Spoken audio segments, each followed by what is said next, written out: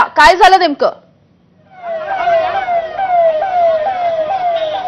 नक्कीच सरनाईक हे स्वतः मी मराठीची टोपी घालून या मोर्चामध्ये सहभागी होण्यासाठी या ठिकाणी आले होते, मात्र जमावाकडनं तीव्र विरोध करण्यात आला आणि याच विरोधाला सामोरे सरनाईक हे गेलेले आहेत।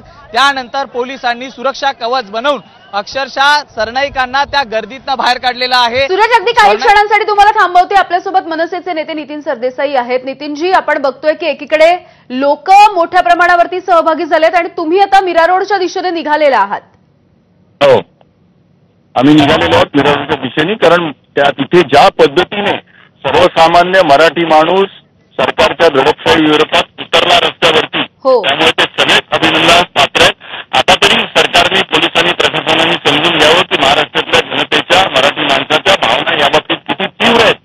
कुठल्याही मराठी, हिंदी किंवा इतर कुठल्याही भाषेच्या सक्तीचा विषय जो अत्यंत छोटा विषय होता, लहान मुलांसाठी सक्ती केली जात होती, त्याच्याला सरकार किंवा बाकी काही लोक एक वेगळं स्वरूप देण्याचा प्रयत्न करतात।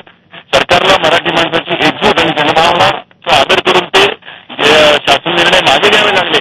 हा विषय खरं तर तिकडे संपला असता, पण त्याच्यानंतर ज्या पद्धतीने परवानगी नसताना काही लोकांनी मोर्चा काढले, सरकारने तिकडे कानाडोळा केला आणि मात्र ज्यांनी रितसर लोकशाही मार्गाने परवानगी मागितली त्यांना मात्र कुठेतरी दडपशाही करून विरोध करायचा प्रयत्न करतो। हे संपूर्ण महाराष्ट्रातल्या मराठी माणसाला अजिबात आवडलेलं नाही।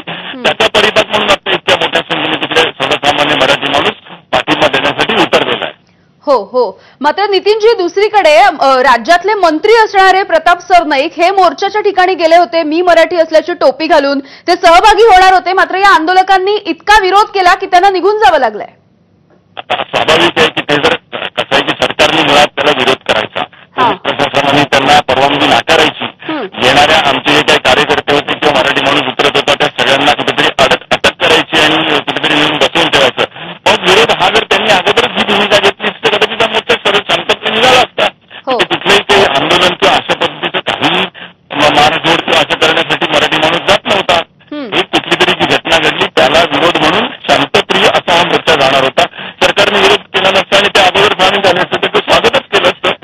तसं न घडल्यामुळे, दडपशाही केल्यामुळे लोकभावना जी आता चीड निर्माण झालेली आहे पोलीस प्रशासनाविरोधात, त्याचाच हा परिपाक आहे असं मी मानतो। अगदी अगदी नितीनजी, धन्यवाद तुम्ही बोललात यासाठी। नाही, घराघरातला मराठी माणूस उतरला, त्यांच्या पायाखालची जमीन सरकली आणि मोर्चा यशस्वी झाला। आता यशस्वी झालाय ना, मग ते थोडंसं क्रेडिट माझी पण भूमिका घ्यायला म्हणून आलं। त्यांची भूमिका जर आपण पाहिली तर जे नेते मराठीचा आग्रह धरत आहेत त्यांच्या घरात हिंदी भाषिक लोक काम करतायत असा देखील त्यांचा एक सवाल होता, त्याला काय उत्तर द्याल? अहो, याच्यात एक एक वाक्य उलट सुलट हे फिरवत बसायचं। आज गोष्ट हिंदीच्या सक्तीपासून हे सुरू झालेलं प्रकरण आहे। 5 तारखेच्या मोर्चाला सरकार, शासन घाबरलं, त्यांनी GR मागे घेतले। त्याच्यानंतर 5 तारखेला जो काही मोठा आनंदी, मी काय बघितलं नाही, मी बाजूला होतो, परंतु गर्दी होती, त्या गर्दीच्या ठिकाणी गेलो होतो मी। अच्छा, प्रताप सरनाईक आता निघाले, इथून गेले, सुरक्षित होते? हो, गेले। अच्छा, मग आता काय पोलिसांचं पुढचं पाऊल काय असेल, कशा प्रकारे हे हँडल केलं जाईल किंवा हे गर्दी आता थोड्या वेळात कमी होईल, बाकी सगळं पूर्वपदावर येईल। मग अभिजित पानसे जे आहेत मनसे नेते, त्यांनी असं म्हटलं जोपर्यंत अविनाश जाधव आणि इतर लोकांना सोडत नाहीत तोपर्यंत आम्ही इथेच थांबणार आहोत। सर्वांना सोडलंय आपण, सोडलंय, जोपर्यंत ते इथे येत नाही तोपर्यंत मोर्चा सुरू राहणार आहे किंवा आंदोलक इथेच थांबणार आहे। नाही, ठीक आहे, काय अडचण नाही, आपण सर्वांना सोडलेलं आहे। एक प्रश्न विचार असा वाटतो, ज्या प्रकारे सगळ्यांनी मोर्चा काढला, मग व्यवस्थित सगळे आले, जो रूट होता त्यांनी दिला होता त्या रूट प्रमाणे आले, मग आधी जर परवानगी दिली असती तर अशाच प्रकारे मोर्चा काढला नसता? परवानगी आम्ही कुठल्याच मोर्चाला दिलेली नाहीये, यापूर्वी पण नाही दिली, आता पण दिलेली नव्हती। पण आधी दिली असती तर एवढं आज सकाळी जे धरपकड झाली, एवढं त्या ठिकाणी लोकांना अडवण्यात आलं, पकडण्यात आलं, ते झालं नसतं असं वाटत नाही? नाही, ठीक आहे, जमावबंदी लागू आहे, पोलिसांचं काम आहे की परवानगी न देणं, ते त्या पद्धतीने आम्ही दिलेली नव्हती। मग आता हा जो मोर्चा निघाला त्याच्यावर पण गुन्हा दाखल होईल किंवा त्याच्यावर पण कारवाई केली जाईल? ठीक आहे, त्याबाबत आम्ही विचार करू काय करायचं। तर पोलीस उपायुक्त आपल्या बरोबर होते आणि इथे जर आपण मराठी है तो उनको विरोध क्यों किया आपने? उनका मराठीपन आज जागा हुआ है, जिस दिन जागा